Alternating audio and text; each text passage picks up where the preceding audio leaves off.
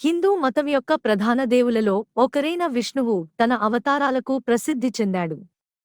ఈ అవతారాలు విశ్వక్రమాన్ని పునరుద్ధరించడానికి మరియు ధర్మాన్ని రక్షించడానికి భూమికి దిగుతాయని నమ్ముతారు. విష్ణువు యొక్క అత్యంత ప్రసిద్ధ అవతారాలను సమిష్టిగా దశావతారాలు అని పిలుస్తారు, అంటే 10 అవతారాలు. విష్ణువు యొక్క 10 అవతారాలలో మొదటి అవతారం మత్స్య, చేప అవతారం. మహాప్రళయం నుండి వేదాలను మరియు మున్నులను రక్షించడానికి విష్ణువు మత్స్య రూపాన్ని తీసుకున్నాడు. అవతార ప్రాముఖ్యత: జీవితం మరియు సంరక్షణ ప్రారంభానికి ప్రతీక. రెండవ అవతారం కుర్మ, తాబేలు.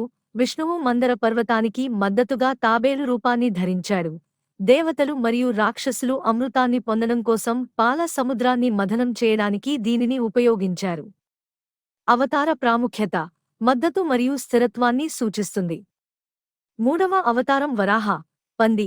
విష్ణువు భూమిని హిరణ్యాక్ష అనే రాక్షసుడి నుండి రక్షించడానికి వరాహంగా అవతరించాడు. అవతార ప్రాముఖ్యత: గందరగోళం నుండి భూమిపైకి లేవడాన్ని సూచిస్తుంది. నాల్గవ అవతారం నరసింహ. విష్ణువు తన భక్తుడైన ప్రహ్లాదుడిని రక్షించడానికి మరియు మనిషి, మృగం లేదా దేవుడి నుండి దాడులకు అతీతుడైన రాక్షస రాజు హిరణ్యకశిపుని చంపడానికి సగం మనిషి, సగం సింహం వలె కనిపించాడు.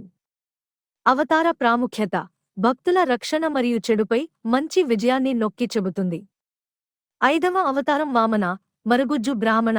3 లోకాలపై పట్టు సాధించిన రాక్షస రాజు బాలిని వశపరుచుకోవడానికి విష్ణువు మరుగుజ్జు బ్రాహ్మణుడి రూపాన్ని తీసుకున్నాడు. వామనుడు 3 అడుగుల భూమిని అడిగాడు మరియు 3 దశల్లో విశ్వాన్ని విస్తరించాడు. అవతార ప్రాముఖ్యత: వినయం మరియు విశ్వక్రమాన్ని సూచిస్తుంది. ఆరవ అవతారం పరశురాముడు.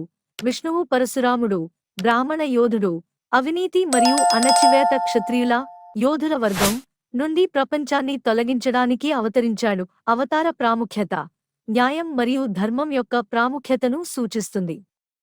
ఏడవ అవతారం రాముడు. విష్ణువు రాముని రూపాన్ని తీసుకున్నాడు. అయోధ్య యొక్క యువరాజు మరియు తరువాత రాజు. అతని కథ రామాయణంలో చెప్పబడింది. అతను ధర్మాన్ని పాటించడం, తన భార్య సీత పట్ల భక్తి మరియు రాక్షస రాజు రావణుడితో చేసిన యుద్ధానికి ప్రసిద్ధి చెందాడు. అవతార ప్రాముఖ్యత: ధర్మం, పరాక్రమం మరియు ఆదర్శ రాజు. ఎనిమిదవ అవతారం కృష్ణ, దివ్య రాజనీతిజ్ఞుడు.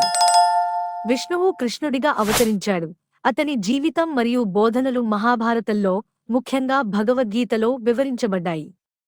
అతను కురుక్షేత్ర యుద్ధంలో కీలక పాత్ర పోషించాడు మరియు అతని జ్ఞానం మరియు దైవిక ప్రేమ కోసం గౌరవించబడ్డాడు. అవతార ప్రాముఖ్యత: దైవిక ప్రేమ, జ్ఞానం మరియు భక్తి మార్గాన్ని కలిగి ఉంటుంది. తొమ్మిదవ అవతారం బలరాముడు, బలవంతుడు. కొన్నిసార్లు విష్ణువు యొక్క అవతారంగా పరిగణించబడుతుంది. బలరాముడు కృష్ణుని అన్నయ్య. అతను తన అపారమైన బలం మరియు విధేయతకు ప్రసిద్ధి చెందాడు. అవతార ప్రాముఖ్యత: బలం మరియు విధేయతను సూచిస్తుంది. 10వ అవతారం కల్కి. విష్ణువు కల్కి, తెల్ల గుర్రంపై యోధుడిగా కనిపిస్తాడని, ప్రస్తుత చీకటి మరియు అవినీతి యుగాన్ని, కలియుగం అంతం చేయడానికి మరియు ధర్మాన్ని పునరుద్ధరించడానికి ప్రవచించబడింది. అవతార ప్రాముఖ్యత: చెడు నాశనం మరియు ప్రపంచం యొక్క పునరుద్ధరణను సూచిస్తుంది.